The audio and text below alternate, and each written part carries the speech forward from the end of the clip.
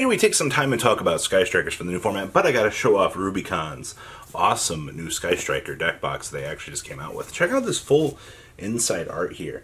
Alright, little compartment pops out down here. I will leave a link down below for you guys if you want to pick up some of the nice stuff you're going to see in this video. Code is MCOL40BOX, and you can save on your purchase. Now let's go check out this awesome deck profile, shall we? MCOL40. Make sure you guys smash that living crap out, subscribe, and so you guys don't miss out on more awesome content. So in addition, Rubicon has this awesome field center that ends up coming with the box set as well. And the playmat that we're going to showcase for this video too also comes with it. So like I said, MCOL40BOX, save on that purchase. Alright, so let's talk about some Sky Strikers for the current format. Honestly, Engage at 1 still makes this deck very fun, especially we do have more support on the horizon here. So we play triple copies of the best card in the deck. This is your engine, and this is how everything is going to step through and progressively build for your combo. So thank you, Link 1 decks, absolutely amazing. We have 2 copies of Rose, so I think 2 is fine. Do not try to go crazier and bulk down on a larger amount of these. This, I think, for the most part, is fine. Alright, you can try to play 1, but I've noticed that 2 just works out better. Alright, hand traps, triple copies of Ash Blossom and Joyous Spring. Nothing really to say about this. It's not as impactful as it was, but for now it does its job. So because Tri-Brigade is running around and is a nuisance right now, I am playing triple effect failure. I do like when they normal summon attempt to do something. You're like, nah, effect failure. And then they're like, oh, I can't do anything now.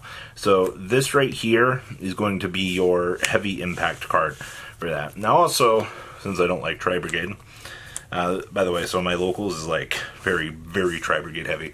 So I'm also packing in triple copies of Ghost Spell here. This will help make sure that you don't have to worry about getting interfered with Revolt, you know, all the stupid good cards that typically will be an issue for you. You get to just bully out of the game because of this. So I think that this is super good.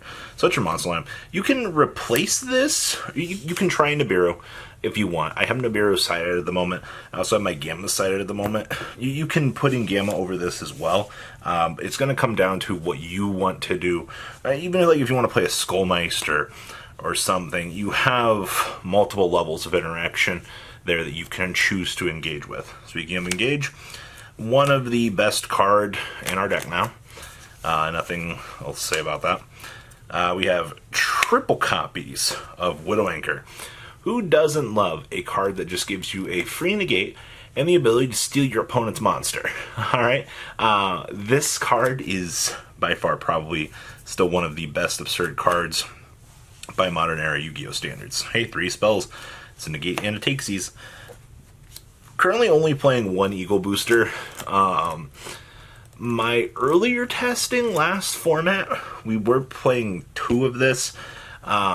I will leave it up to your interpretation of what you want to play for this. This card's good, but I don't know. It depends on how your format is shaping up. We have 1 Hornet Drones for the token deployment. 1 copy of Multi-Roll. You already know. I don't know why you wouldn't be playing that. I'm personally playing 2 copies of the Afterburners. Now, you can go back to 1 Jamming Waves, 1 Afterburners if you want. Afterburners at least will attempt to pop a Revolt and force the trigger off of it. So you at least get it out of the way so you don't have to worry about it interfering with you. But I feel like at the end of the day that doesn't feel that good. So I guess for now, I like the probability of this to clear a field so that you can do what your deck wants to do. We have 2 Shark Cannon. I still think this card is busted.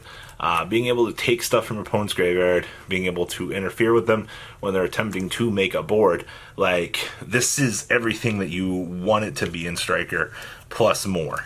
Only 2 copies of this. I know I've noticed a lot of the trends for this have cut back on this.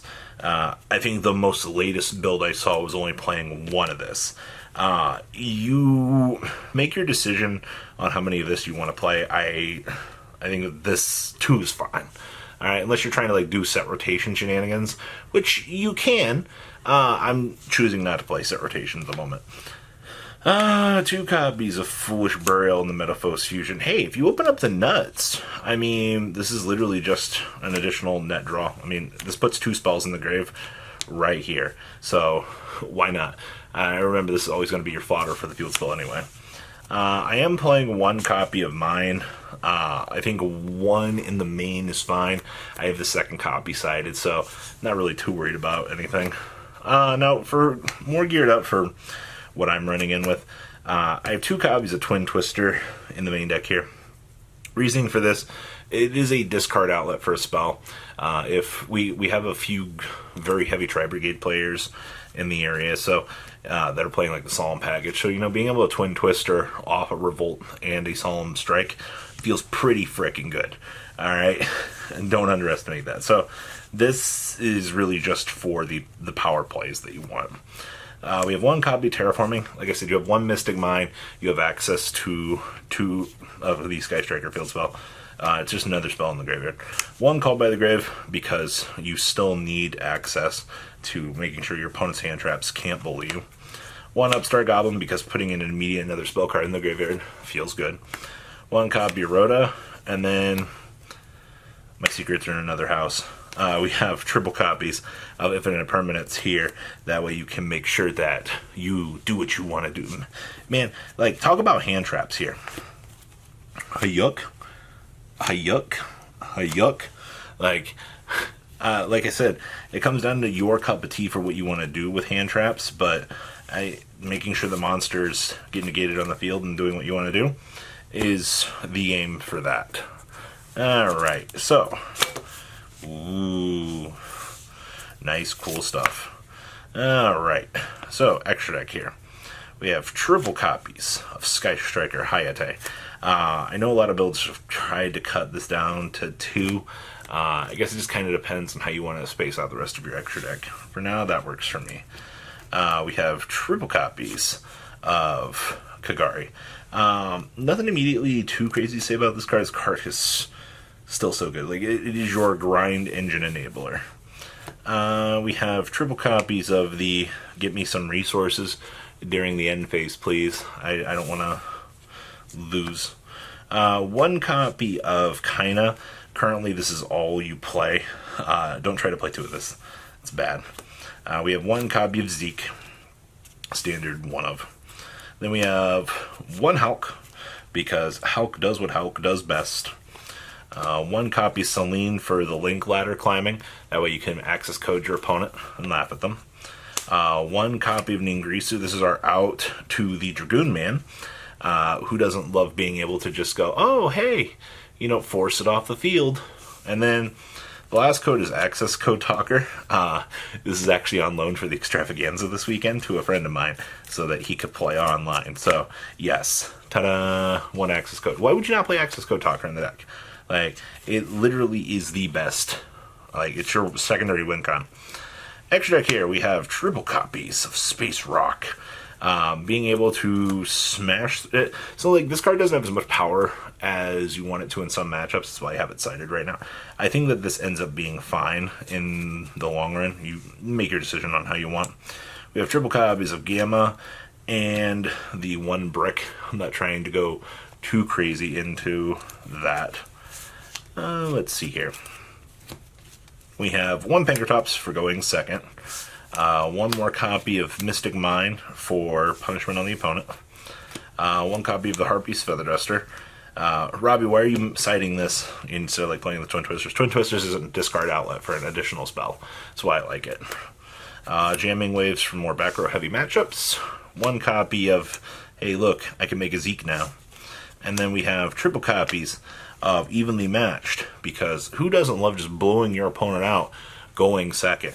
Alright, like, actually feels pretty awesome. So guys, I am going to leave a link down below. That way you guys can pick up your Rubicon deck box.